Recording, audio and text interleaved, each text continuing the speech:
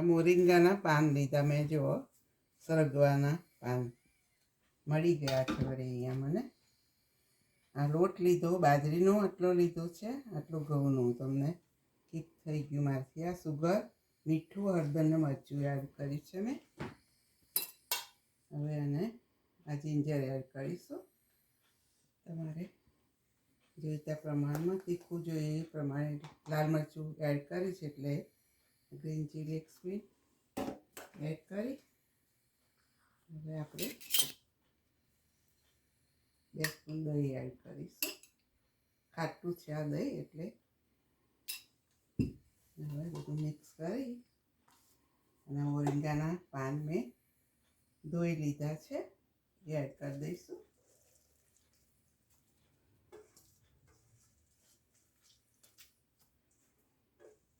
સાફ કરી અને પાના લઈ પછી મેં થોડા સમારી કાઢ્યા છે, જેટલા થાય એટલા. એ રીતે આના બહુ ફાયદા છે આપણા હાડકા દુખતા હોય ગોળ માટે. આપણે સરગવાનું શાક ખાઈએ તો બી સારું. અને આ ઢેબરા કહો, થેપલા કહો કે મોરિંગાની ભાખરી કહો, જે કહો એ. આપણે આ લોટ બાંધી લઈશું. પછી આપણે લોઢી ઉપર શેકી લઈશું. વાળીને મીઠું એડ કરીશું સ્વાદ મુજબ. મીઠું, મરચું, હળદર, ગ્રીન ચીલી અને આદુ, અને 1 ચમચી સુગર એડ કરી છે મેં. ખટાશમાં દહીં એડ કરી છે. આ રીતે બધું લોટ મિક્સ કરી અને પછી જોઈતા પ્રમાણમાં પાણી એડ કરવાનું ધીમે ધીમે. એટલે આપણે એ રીતે લોટ ભાખરીનો બાંધીએ. ભાખરી કરતાં સાહેબ ઢીલો, એટલે પોચા થાય. બહુ કઠણાય ને બહુ ઢીલો નહીં, એવો લોટ બાંધી દેવાનો.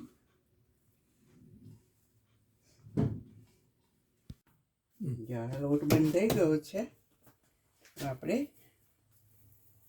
જેવા જોઈએ એવા નાના મોટા જેવી રીતે વણવા હોય એવી રીતે આવા લુવા કરીને આપણે વણી લઈશું. મેટ ઉપર વણું છું એટલે થોડો આટામણ લીધું છે મેં મેદો. ઘઉંનો લોટ જે હોય એ તમારે સહેજ બહુ ના જોઈએ, પણ સહેજ લો તો ચોટે નહીં. બસ એટલું ઠીક વાળી અને શેકી લેવાના તમારે.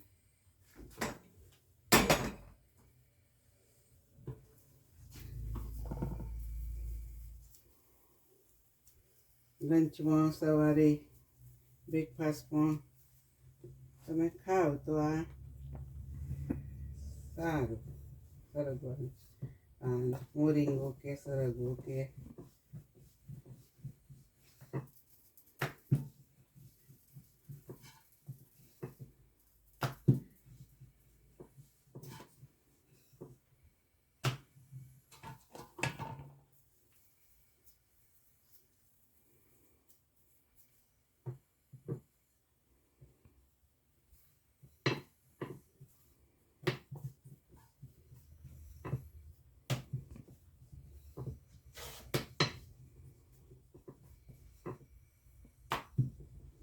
સિઝનમાં જ મળતા હોય ત્યારે આપણે કરીને ખાઈ લેવાના.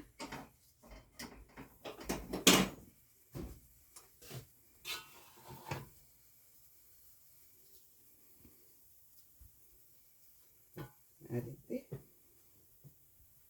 વણી લઈશું. મેચ છે એટલે સારું ફાવે આપણને વણતા.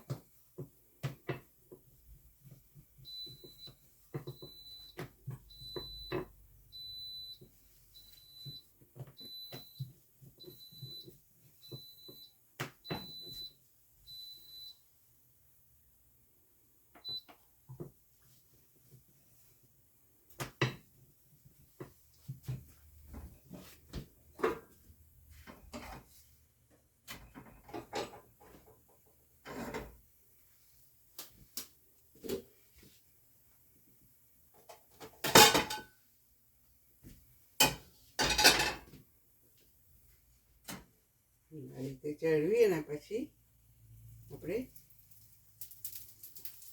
ઓઇલ સ્પ્રેડ કરીશું.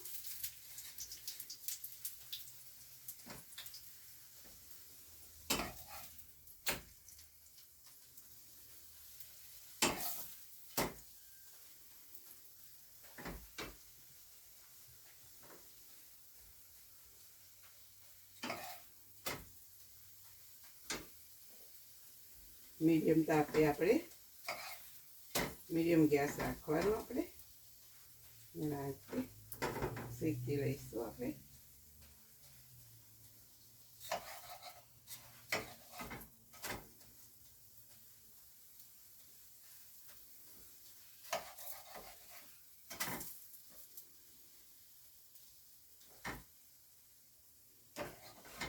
આ રીતે શેકાઈ જશે.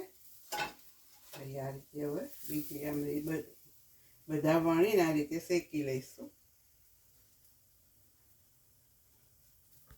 જો આપણા આવા મોરિંગાના ભાખરી ઢેબરા કહો જે કહો એ રેડી છે.